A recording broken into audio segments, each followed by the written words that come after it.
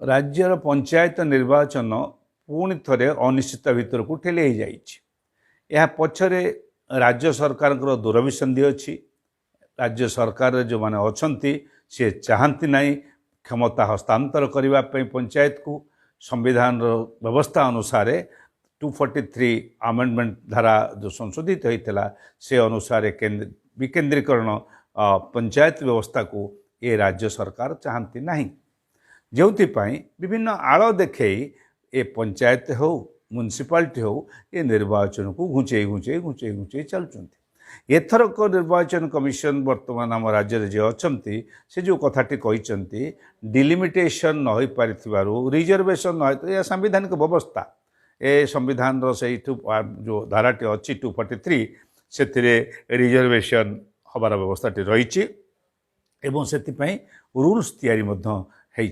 किंतु कहीं एत दिन लगुच कौन पर लगुच एवं प्रति 5 वर्ष निर्वाचन होना बोलिक संविधान ये जो व्यवस्थाटी है 43 आमेंडमेंट 44 आमेंडमेंट जो है करागला से म्युनिसिपालिटी एवं पंचायत गुड़िकर निर्वाचन गुड़ी को स्थिर करने की निष्पत्ति सूचक करने की दिगला समस्त क्लज रहा कि देखा संवैधानिक व्यवस्था और गणतांत्रिक पद्धति को पूरा पूरी खत्म करने गोटे राज्यर सरकार लगी याठार बड़ी दुखदायक घटना किसी नई जी जीति पारती से एत परिमाण निर्वाचन रे पंचायत निर्वाचन रे जो प्रकार टंका खर्च हो जो प्रकार व्यवस्था होता विधि व्यवस्था न रखिकी जपरी भाव में होकर जीतबार किसी असुविधा ना, किंतु तांकर खातिर नहीं गणतांत्रिक व्यवस्था को किंबा